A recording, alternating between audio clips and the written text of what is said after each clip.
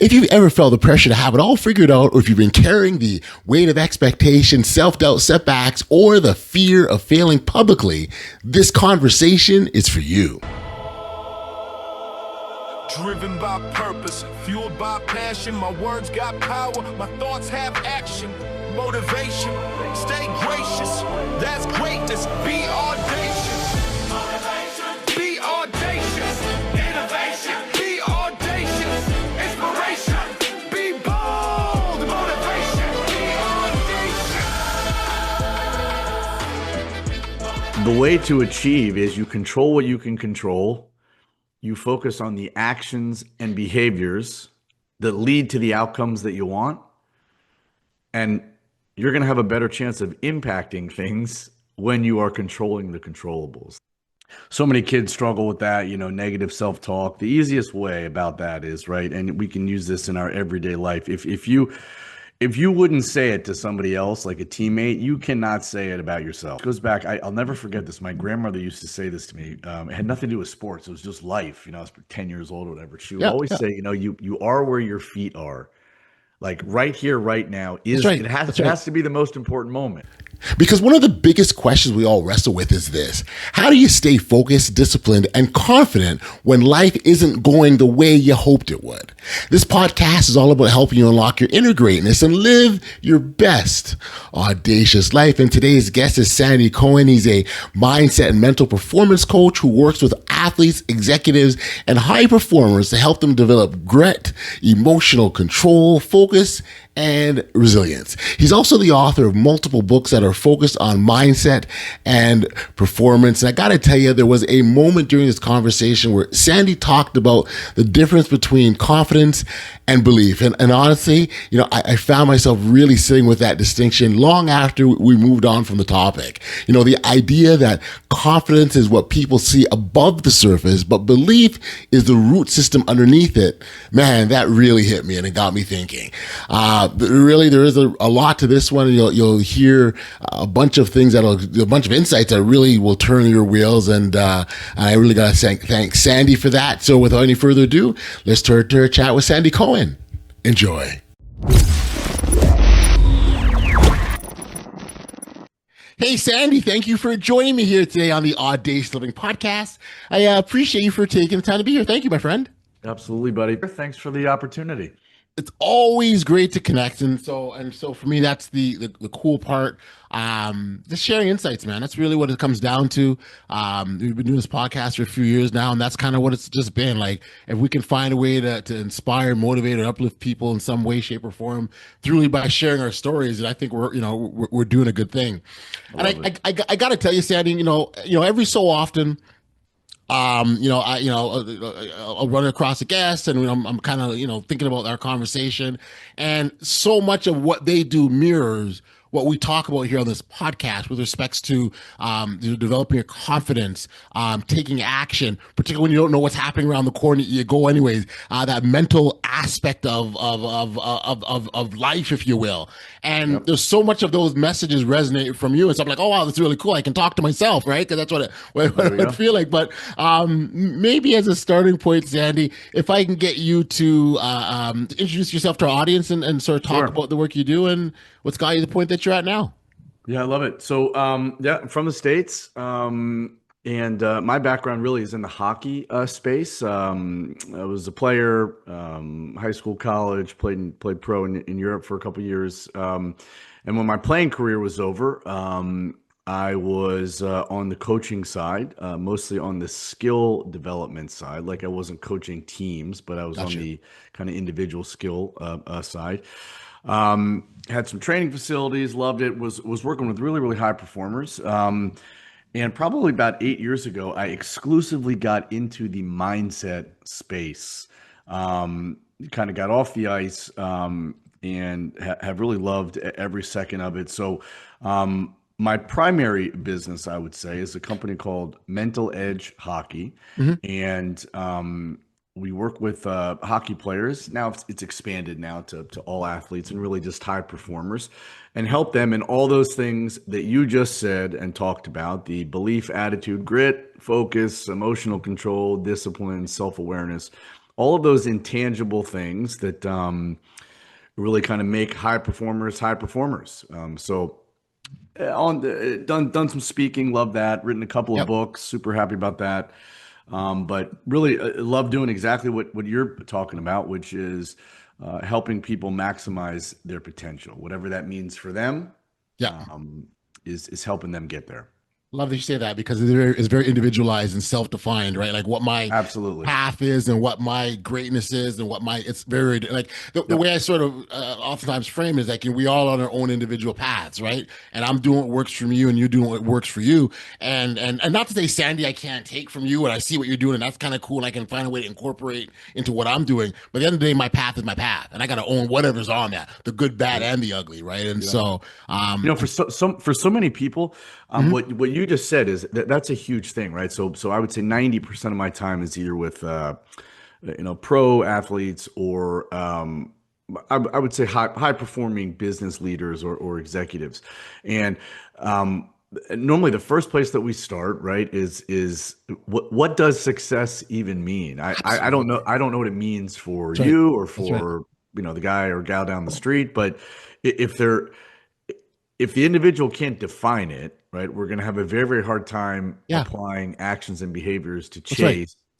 the work. So a lot of times it really just kind of starts there. Like what does being successful even mean? And why that's so important is that it gives you the check marks, the checkpoints rather, the milestones, the markers that tell you, I'm on the path where I should be going.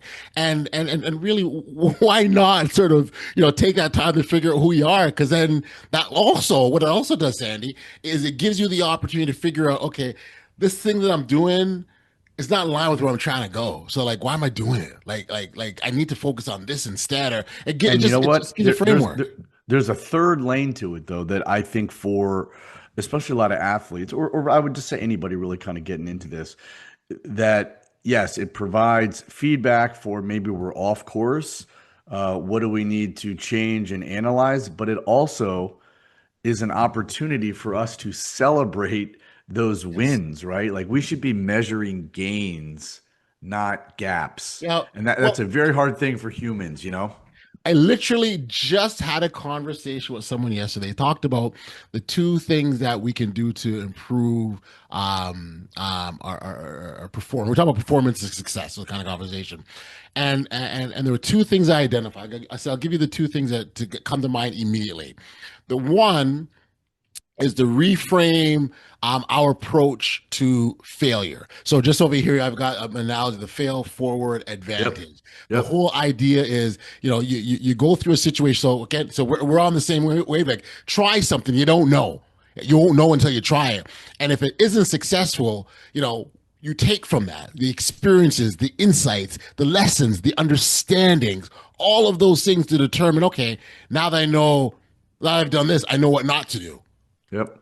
I had a framework for a while, maybe two years ago, where there were some keynotes that I was giving. It's funny that I see that sign. I saw that sign on the wall as soon as we got on, and the whole concept was fail fast, move past, bounce forward. Yes. Right. Yes. It's really kind of that for, I think, everybody. It almost goes back. I'll never forget this. My grandmother used to say this to me. It had nothing to do with sports. It was just life. I was 10 years old or whatever. She would always say, you are where your feet are. Like right here, right now is it has to be the most important moment, right? Right. So that's a big one. It's almost like that. Well, everybody has adversity and challenges and failures. I think those are the foundational building blocks of success. Like everybody has those chapters. That's where you learn. That's right. And you know what? For so many if I'm sitting on my rocking chair and things are great, like where am I growing? Where am I being challenged? Where am I developing? It's not happening. Look, failure is a part. It stinks to go through it, right? It's always easy to kind of be on the outside and say, hey, it's going to make you stronger and blah blah blah. I know, right? That is true though. But yeah, I think a lot of, especially with the younger people, it's like we don't always have to try and prevent the failure. Like we need to teach the get back up That's You right. know, The resilience piece. Yes. that's right. Yeah. Yes. The Yes. failure is, that doesn't mean that it's, we're not growing or we're not building. That's a part of the process. And it's the essential part of the process, you know? Tell you a quick story as a sports guy. You'd appreciate this. My son played basketball, rep basketball from the time he was 8 years old up until he was like 19 when he stopped playing. And he had played on this. He was probably like 10. He played on this one team one year. It was a brand new team. He did really, really well. He was named the MVP. You know, he felt good about it. The coach loved him. It was a fantastic. You know, as a dad, I'm feeling good Yeah. too. You know, life is good. The following year, because the team had, and this just happens in sports, right? Because the team had gotten some success, they attracted some attention of better players. So now the tryout, you know, for our second year is extremely competitive. So competitive, so much so that even at the tryout, I'm like, I'm not sure my son's going to make the team.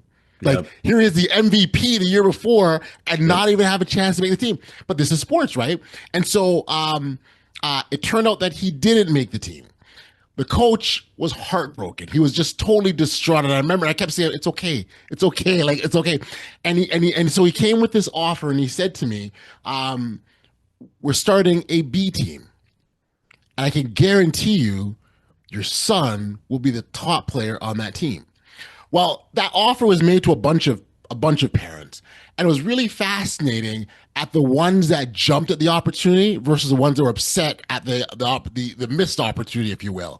And I was really, my son was excited. He was like, "Oh, wow, I get to play more." And so it's really about finding the benefits. And yes, we're not minimizing the pain. We're not saying the hurt doesn't matter. We're not saying those things aren't important. But if you can get past that, move past that fast, right? As your former failure framework told us, move past that, you're able to jump into the good stuff and live in that world of greatness where everything's wonderful that much more sooner. And I think that's encapsulates exactly what we're talking about here. I love what you just said, and I think a couple of things, right? Because I do a lot of work with parents of athletes, and I've written a book about it, the whole thing. You know, we're not defined by, as parents, we're not defined by the kids' performance, good or bad. We all want what's in the best interest of the kids, right? It's just a different time. It's a different time from when you and I were younger. It's not better or worse. It's just different. So a lot of times I think that concept of grit, focus,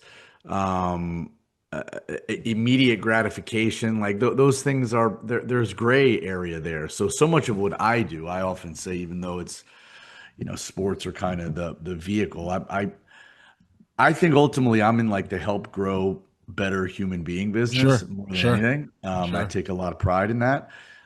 Because it's like you said, at the end of the day, but everybody's jersey gets hung up eventually, right? Like, and what's the legacy that we're leaving behind for these younger people that, you know, that your son is going to take with him? And I think the ultimate thing in life is, now what? That's right. What now? That's right. Whatever's going on. That's right. Now what? That's right. That's right. What are we going to do about it? Do you think that's the biggest difference between those who are successful under pressure and those who collapse under pressure? Grit and focus. Grit and focus are the two biggest ones. Give me a definition of grit, Sandy. When you say grit, give me a definition. Yeah. So a couple different things. There's an amazing book called About the Power of Grit by Angela Duckworth. But so it's a willingness to do hard things, passion and perseverance now for long-term goals. And I think it's like the ultimate kind of get up factor. So we're grinding today, not because necessarily we're going to win tomorrow, but because eventually when we add up all the todays, like that's the currency, right? So grit is that willingness to do hard things, right? Those intangibles, the habits. I think grit and focus are the two main characteristics that enable high performers to be high performers. Yep. And I think that they at some point have become masters of, they control what they can control. They impact what they can impact. Those are different. Yep. and you have to let go of the rest. And those Yep. people are dialed into what are the controllables, and that's the world that they live in. So that last point, let go of the rest, for me, the way when I sort of thinking it through, I think those high performers that we talk about, they do that faster. They don't Yeah. dwell on it. I use an analogy: life is a series of hills and valleys, right? So on the top of the hill, it's satisfaction, peace, fulfillment, joy, Yep. all the wonderful things that life provides to us, right? As we know, because life is a continuum, we sometimes go down and we're in a valley.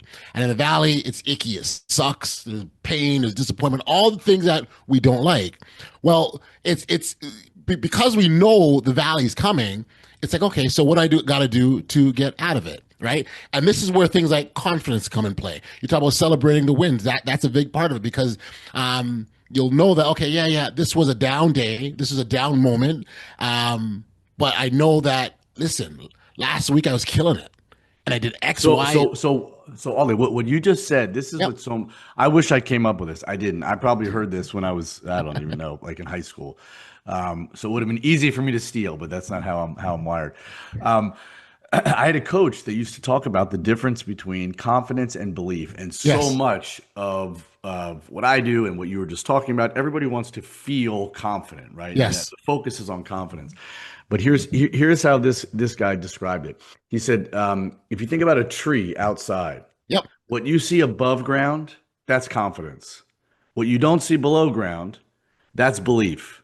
So in the example of that tree, like no roots, Yes. no tree. That's right. No belief, no confidence. So I hear athletes all the time talking about, I want to feel confident, or I hear from parents, I want my kid to feel more confident. Confidence is really kind of that place where we end up when we tap into belief. So what you just said, that mindset rep of we've done before, we've succeeded Yes. before. Yeah. A lot of people I think who struggle with confidence they're trying to convince themselves when what they should be doing is reminding themselves. Those are two totally different things. Yep. And for that reason why I truly believe that at the end of the day, confidence is a choice. Absolutely. Like at the end of the day, you're choosing to be confident. That's no right. one's asking you to have all the answers. No one's asking you to figure out what's around the corner, because you don't know. But you'd still take that step anyways. And therein lies the choice. Yes. And knowing that, like everything, it requires work. I mean, I've told you, I listened to a bunch of your shows, terrific stuff. I'm sure you weren't at this skill level your first time, right? Like it's part of the grind. That's right. You know, That's right. It's We suck at everything we start for the first time. Let's put, you're going to have those upper echelon that will figure it out right off the bat. But by and large, the most of us human beings, right? If we're trying something the very first time we've never done before, prepare to suck at it. And then accept that, right? But then you take from the lessons and you figure it out and you go, okay, how can I get better? So when you asked me the other thing about grit, I think here's kind of the ultimate, that it's shifting a mindset, that we're moving away from winning and losing and adopting it's winning and learning. You know, I mean, everything we tend to think so kind of in that black and white, like it's good or bad, whatever. But I think a lot of the irony is that we start getting dialed in, I think, more, and we are able to impact our actions and behaviors when we really kind of live in that world of controlling our controllables. So I don't care what it is. You could be a lawyer, a doctor, an athlete. The way to achieve is you control what you can control. You focus on the actions and behaviors that lead to the outcomes that you want. And you're going to have a better chance of impacting things when you are controlling the controllables. Like there's no shortcut, you know? Yeah. So something I've wondered about, this is I've actually never spoken out loud as we're talking. Is a thought for sure. But for those elite athletes who been doing their things for several years and they suddenly lose their confidence. Like it's not that they don't know how to, like all the things that we've talked about, they've done those things. That's how they got it to be. They recognize it was a choice. The belief was in them, but they still can lose their confidence. What's happening there? Because for me, as I think about it, I'm like, okay, yeah, like you've been a pro athlete for years, and now you've lost your confidence. It suggests that maybe there's something underlying, like beneath the surface that we don't see or understand. So a lot of it, I think that everything in the work that I do, right? So Hmm. I always say mindset because I think that's the foundation. I work with hundreds of people that a lot of people say mental performance. I'm not here or there on it, but I think that insinuation is that something is wrong with you, and I don't work with broken people. It's like, how would you know how to do that until somebody showed you or taught you? But I think the big thing though is focus lies at the root of everything, Okay. and for so many, focus is not about blocking out. Focus is about locking in.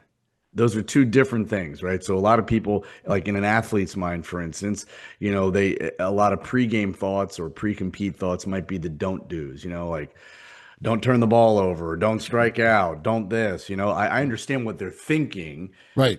That's not how the brain works, right? So it's like if I said to you right now, the famous Simon Sinek thing, if I said, don't think about an elephant, you just thought about an elephant, right? That the brain does the exact same thing. Right. So for so many people, we kind of get a case of like the negative what ifs, what if it doesn't work out? What if blah, blah, blah. We always want to work with folks to try to indoctrinate kind of the positive what ifs, like what if it does work out? What if this Yeah. is the That's best right. game That's right. ever, right? Right. That's right. But for a lot of those people, they I think move away from the focus part. We try to reset the focus. What does matter? What should we be thinking about? And outcomes, of course, matter, but out actions and behaviors that lead to the outcomes, that's where the focus has to be. So it's a long-winded response, but Yeah. happens to athletes all the time. A lot of times we go into kind of the focus part, and reminding them the difference between focus and awareness. I think a lot of times those two words get mixed up, and this could be Mm. relevant for anybody. The easiest way I think you could understand the difference is I'm looking out my window right now. It's not snowing. We're in Florida, so there's a palm tree, Rubbing right? it in, rubbing it in. There's my neighbor, like there's that. Right. There's a Right. bird, like that's awareness. That's not Yes. focus. Focus Right. would be looking into a mirror, Yes. Yes. you know. Yes. Yeah. So, Yeah. yep. As we're talking, I'm reminded of I'm a basketball guy, right? And so I'm reminded of the story of Nick Anderson of the Orlando Magic. And Nick Anderson, he was a star player with the team. Um, Shaquille O'Neal's like second year there, so it was very a few years back. Yeah. Early '90s. Yeah, and so the Orlando Magic were in the finals against the Houston Rockets. Closing second. I don't know the exact number of points were on the board or how much seconds were on the clock, but the situation was that Nick Anderson was at the free throw line, hit these two free throws.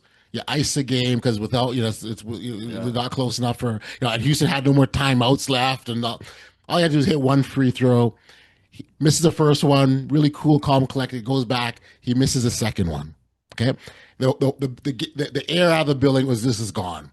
But as the ball was being rebounded and they're trying to secure a rebound, it lands back of all places in Nick Anderson's hands again. So they foul him again. So now there's even less time on the clock. Yeah. Nick Anderson goes back to the free throw line. He misses the first free throw.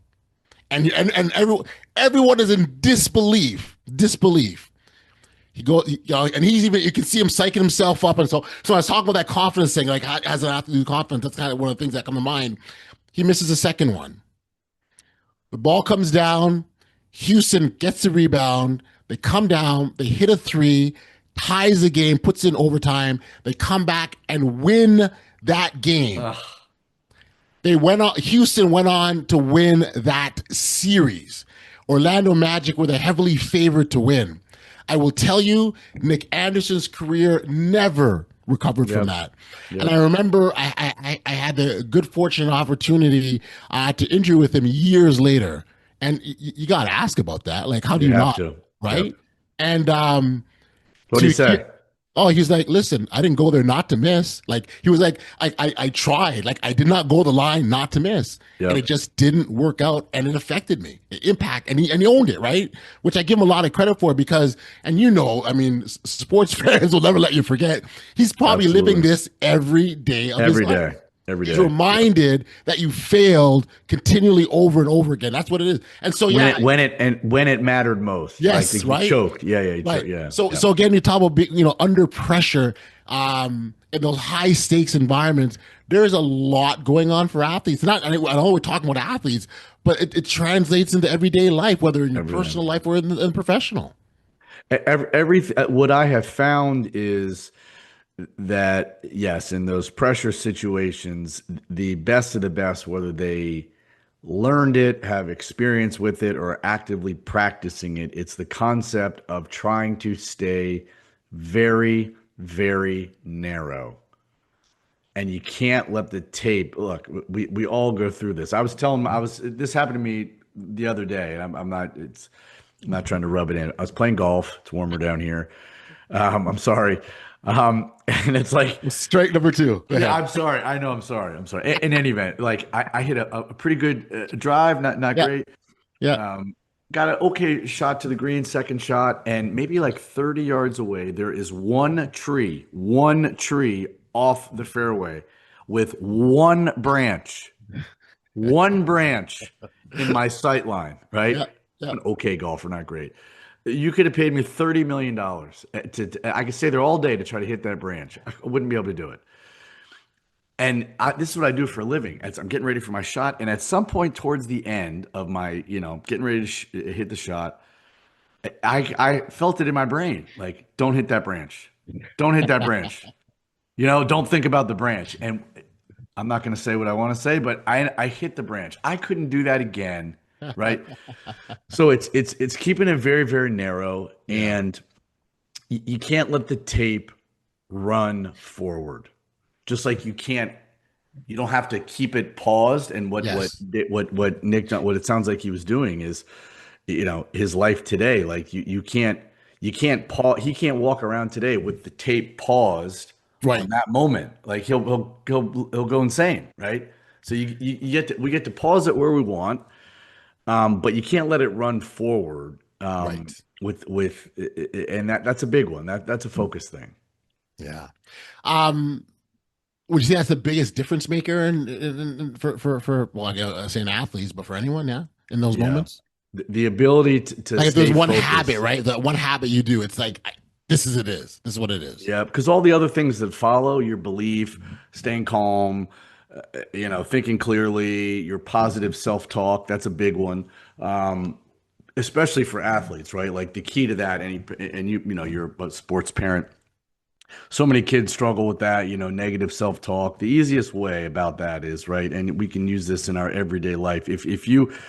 If you wouldn't say it to somebody else, like a teammate, you cannot say it about yourself. You can't. You That's can't right. think it. You can't. And when I hit that tree branch, trust me, I wanted to, but You it's gotta give like ourselves we gotta give ourselves some grace. that's Is really right. right. That's right. That's and also give ourselves the room to mess up.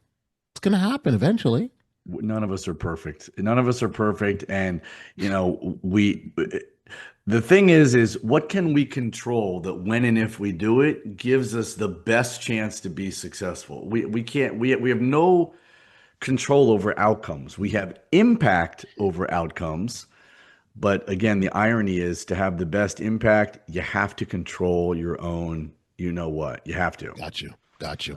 So Sandy, something I saw that you said that I want to sort of dive in a little bit. You sort of talked about, what pressure does in terms of it's not what it doesn't bill you, it reveals you, right? Can you sort of unpack what that actually looks like for people to understand better? yeah, I think all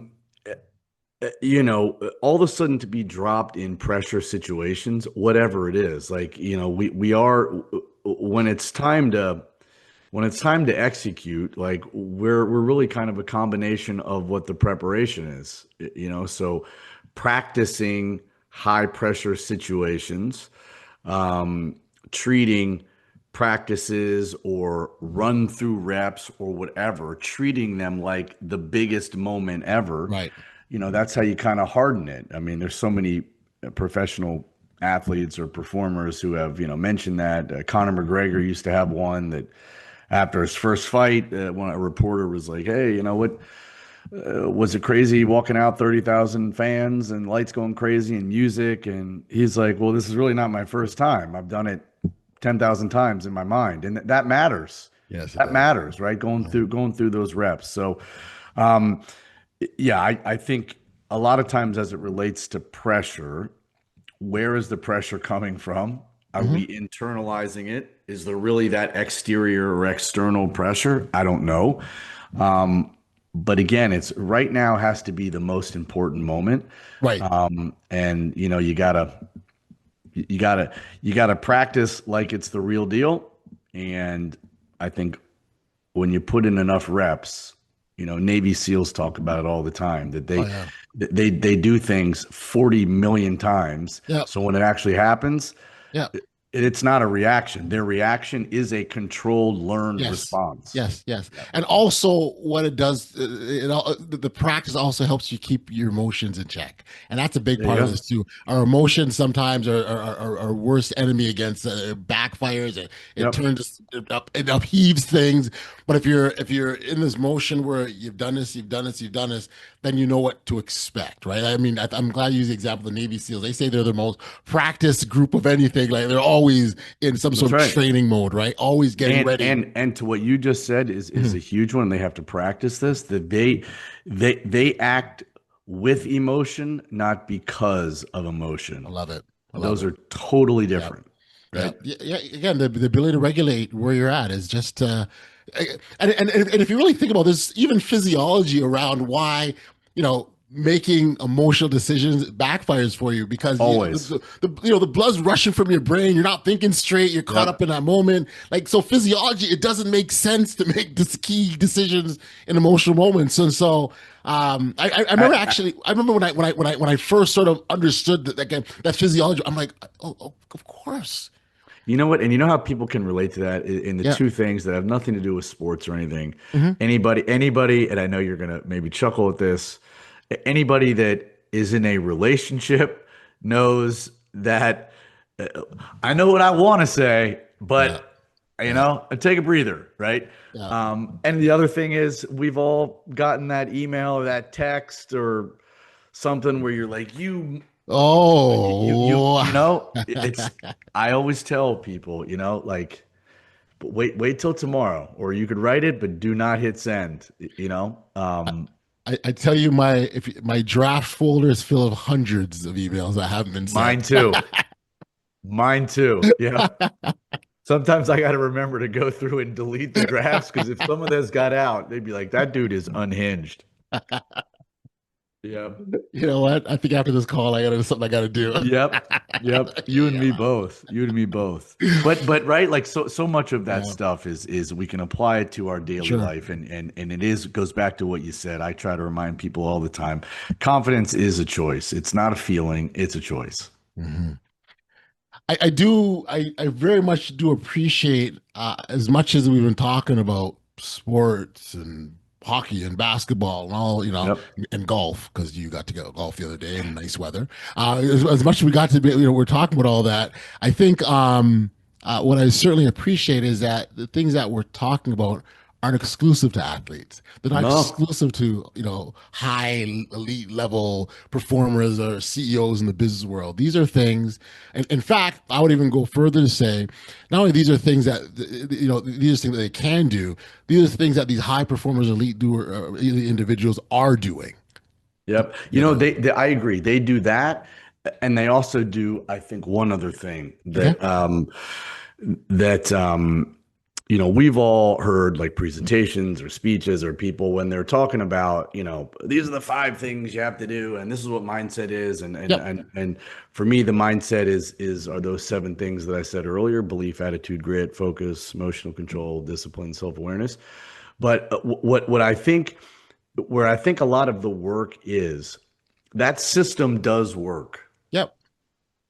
Doctor, lawyer, artist, athlete, that framework, those big 7, that does work. where the real challenge is how do we show up at the door for those seven things, like the work before the work, Right. because all of us carry around, shame, embarrassment, Sure. oh, get over it. Like, well, you don't know what I went through. Like, you're right. We don't, right? But so it's almost like where I see a lot of the people truly excel with that framework is, you got, there's work to be done before the work. And that I think is a very, very challenging part that, at some point, if that work is not done later on, you can tell, there's Yeah. some scars people are Totally. carrying with them. Absolutely. And we're human. We all have them. It reveals itself. They do have a way of revealing themselves, Yeah. And it's interesting because I've seen in situations where individuals, like actually a friend of mine, she had gone through this sort of, I guess she had a string of just kind of bad relationships, right? String of just bad relationships, and she sort of did this thing. Well, I'm going to go up on the mountain and heal myself, and and make sure I'm good. And that's cool when you're on the mountain. There's no challenges, right? And you can say I'm healed, but you got to come down and experience life to be able to go, oh, okay, this is what really life is. And so she came down, experienced life, and all of a sudden was unhealed again and couldn't understand, right? And it was really much about no. It's I can appreciate that you want that alone time to figure yourself out. But don't conflate or confuse discovering your purpose with I'm now healed. Those are two entirely sort of different things. And so the point really is that, the only way is to be tested, and how we respond to those tests. That determines how level we're healed. And not that we're ever fully healed, but we go through these And experiences. I don't even think that's the goal. I mean, I know, Yeah. because that doesn't exist. And, No. and it's the quintessential, is the glass half full or is the glass half empty? And I always suggest to people, well, what if there's a third lane to that? What if we just look at it? The glass is refillable. I can just get up and go to the sink and put as much water in it as I want.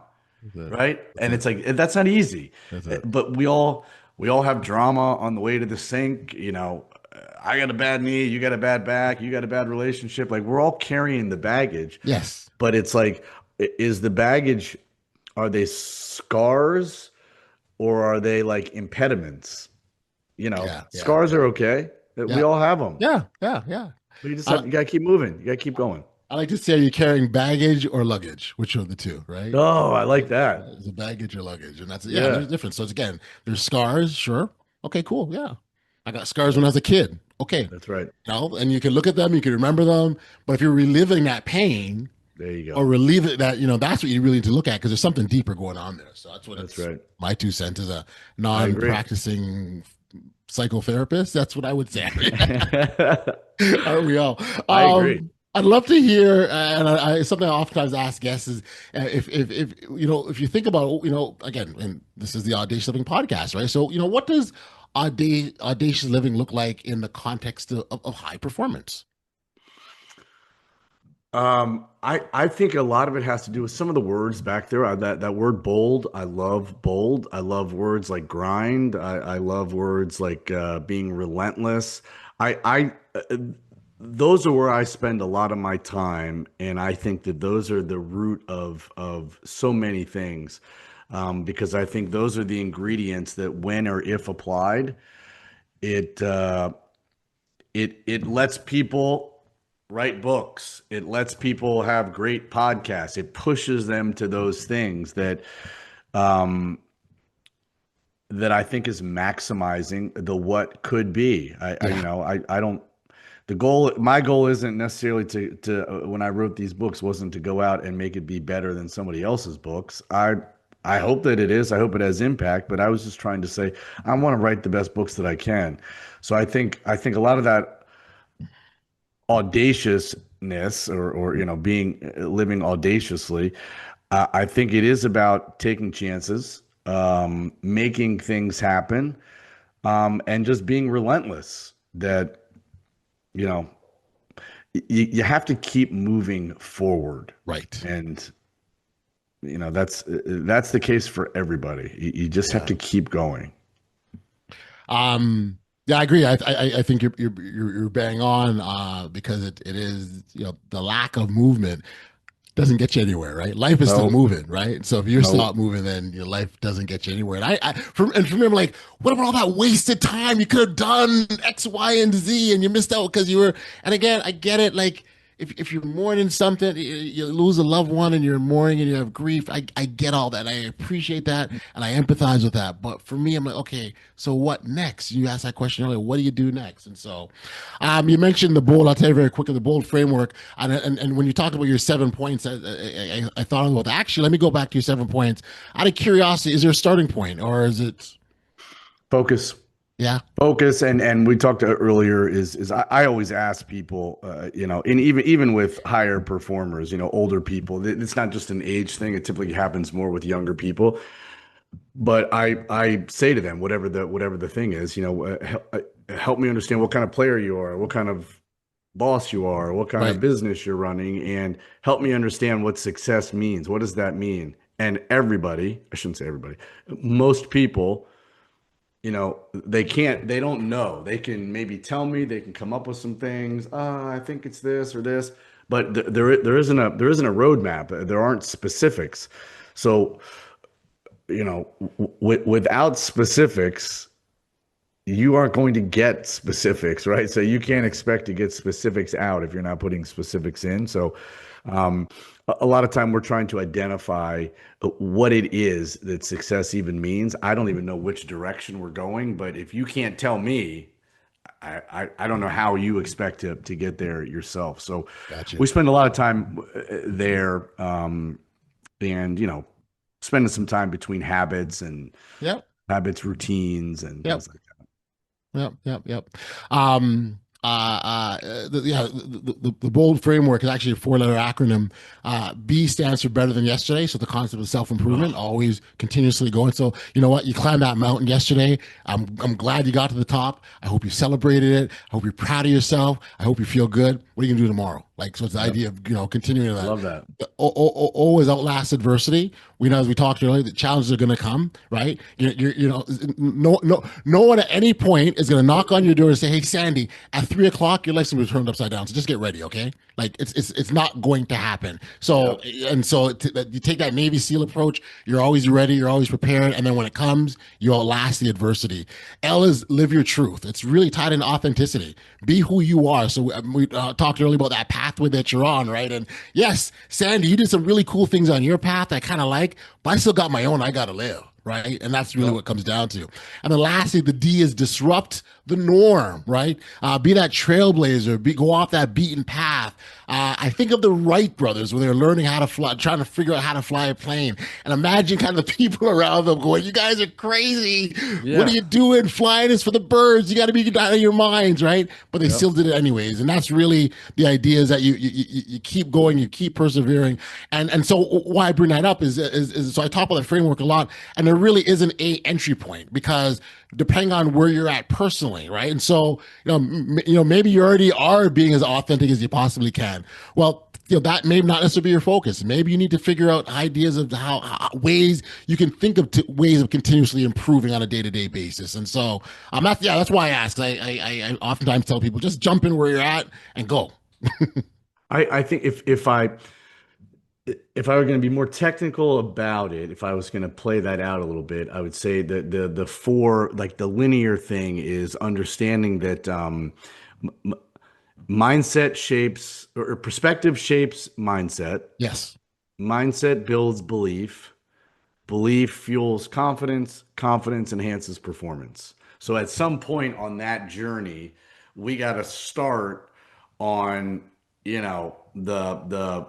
the perspective, and help people understand how do we get to performance. And I think that journey, whether it's exactly what you just said, that framework, the stuff that I do, it's understanding that there are checkpoints, there Yep. are steps, Yep. and I think whatever the framework is, I think the most important thing is that you have to be all in, right? Like you can't just dip a toe in.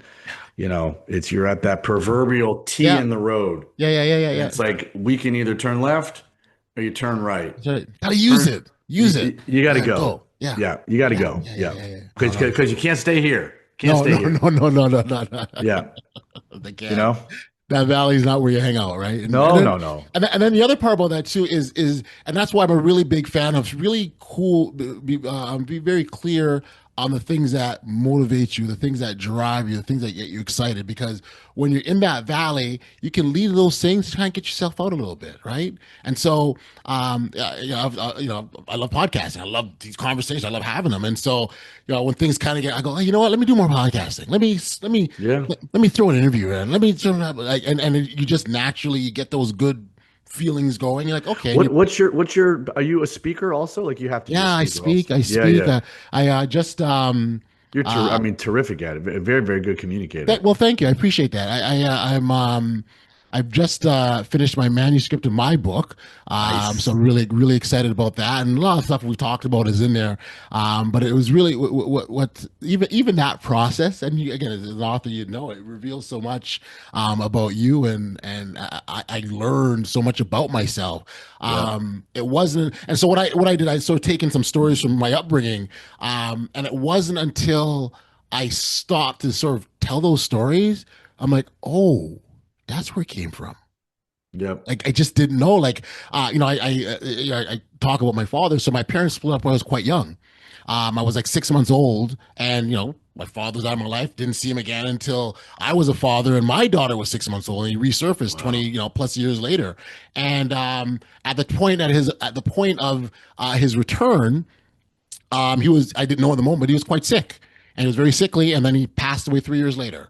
And so, but at the time of his arrival, I was like, oh my gosh, my father, cool. And I accepted it and I embraced it. It was like, oh, this is where I come from. This is I'm named Audley after him. That's who Audley is, because that's where I got the name from. Like all of that was, but when I stop and really think about that from his perspective, you're reaching out to a son you've know nothing about. You have no idea how he'll respond, if he'll receive you, how he'll react. But he did it anyways. Yeah. That's audacious, man. That's audacious. Is that the name of your book? Are you no, the book is called "Living Your Best Audacious Life Ever: How Unleashing Your Inner Greatness Can Change the World." Good for you, man. Yeah. So that's exciting, dude. Yeah, no, appreciate it. This has been exciting, Sandy. This has really been awesome. I've enjoyed this very much. Something we do here. We have a few moments here. I'd love to get in. We call it this fearless fast round, right? I throw out something and you tell me first thing comes to your mind. Does that make sense? Love it. All right. Confidence or consistency? Ooh, consistency. Fuel or friction when you think about pressure? I would say fuel. Focused or fearless? Focused. Yeah. Discipline or motivation? Discipline. Yeah. I know where you're going with this, so I'm going to ask it anyways. Preparation or instinct? I'm a preparation guy. I thought so. Yeah. I think a lot of these though, like one can kind of lead to the other, but yeah. But for me, instinct kind of would kick it off, but the preparation is where you refine it and you get better and you grow and you develop and you're just you become that Navy SEAL, right? And so that's kind of winning or growth. I'm not scared. I'm not embarrassed to say this. Winning. No, sure you be. I think they're intertwined, and I think winning matters. Silence or intensity? Intensity. Routine or adaptability? Ooh, man, I would say adaptability. Okay. Is there a habit or one habit everyone should steal from an athlete?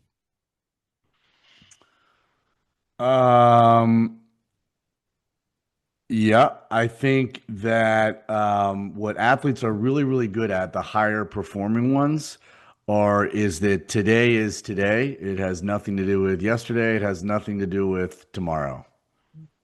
So today has to be about today, and that's a big one. The power of the presence. I love it. That's it. I love it.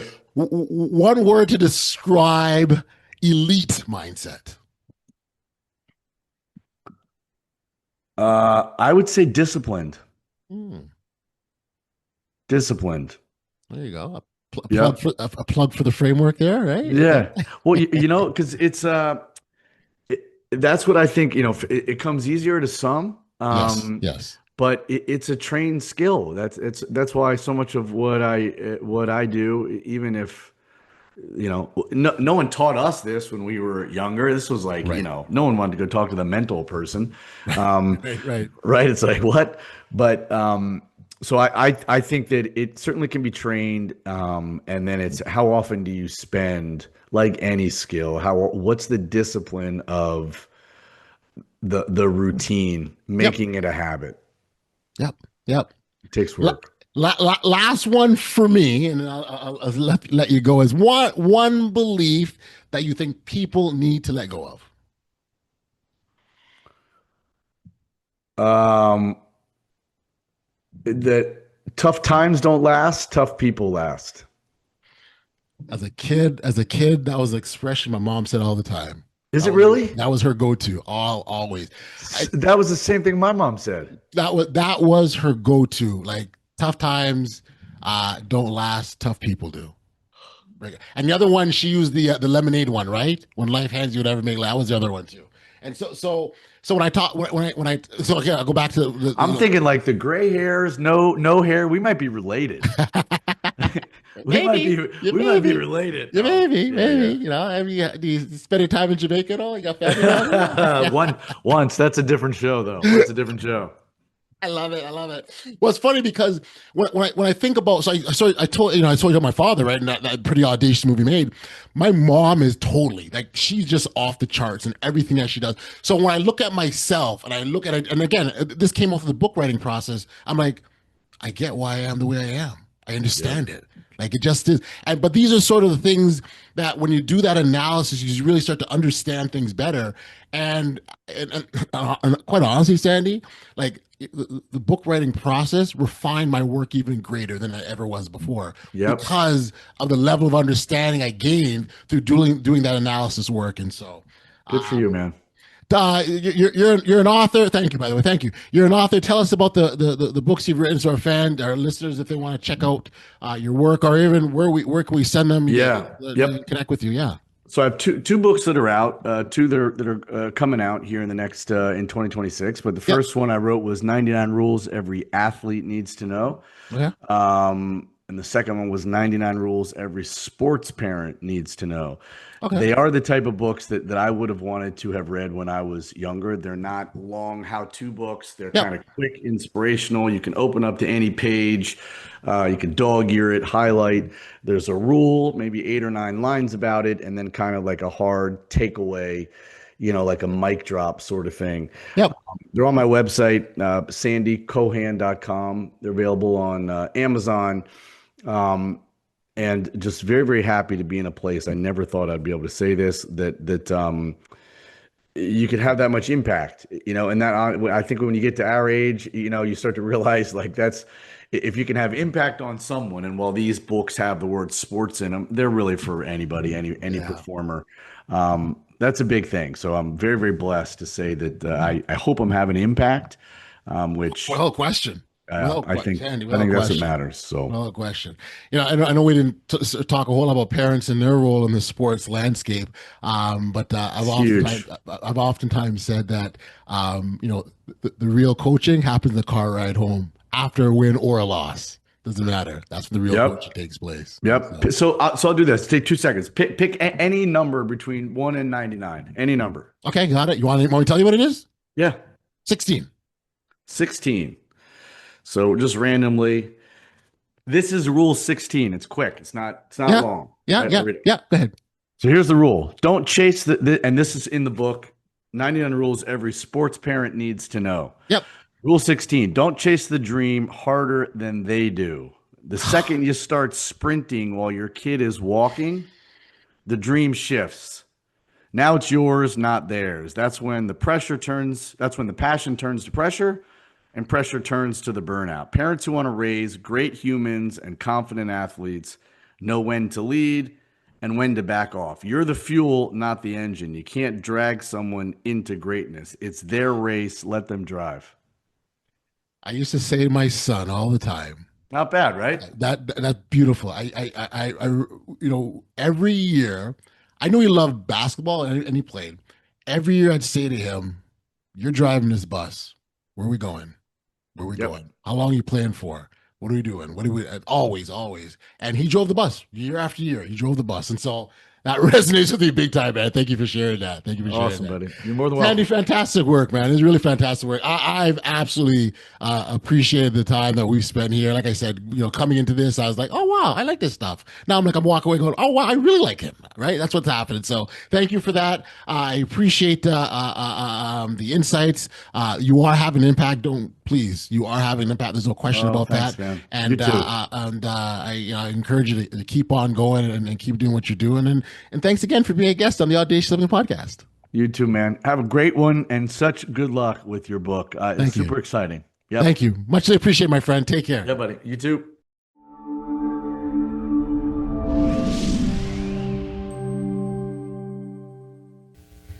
All right, welcome back. I really enjoyed this conversation with Sandy because it reminded me that high performance isn't just about talent. It's about emotional control. It's about focus. It's about learning how to keep moving forward even when things don't go your way. And honestly, I laughed when we started talking about those draft emails, we never said, because we've all had those moments where emotion wants to drive the car. But one of the biggest takeaways from this conversation is realizing that disciplined people don't eliminate emotion. They learn how to respond instead of reacting.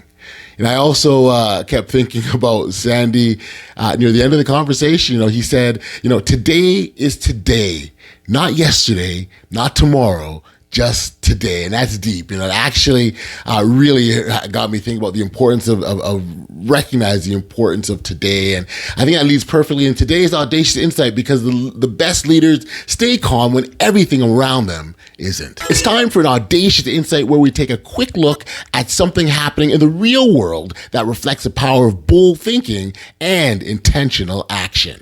Now, when Sidney Crosby returned from multiple concussion-related setbacks earlier in his career, there were real questions about whether he would ever regain his dominance in the NHL fully.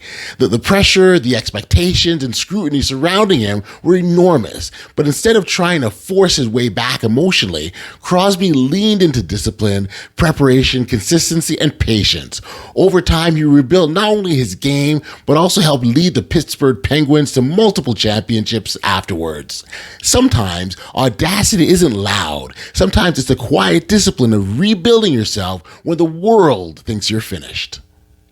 Now, you can learn more about Sandy, his books, and his works by visiting sandycohan.com. His books, 99 Rules Every Athlete Needs to Know and 99 Rules Every Sports Parent Needs to Know, are both available over at amazon.com. We got the link down low for you as well, so check it out. And if this conversation connected with you, make sure to follow the podcast, share this episode with someone who needs it, and leave a review, because it helps these conversations reach even more people.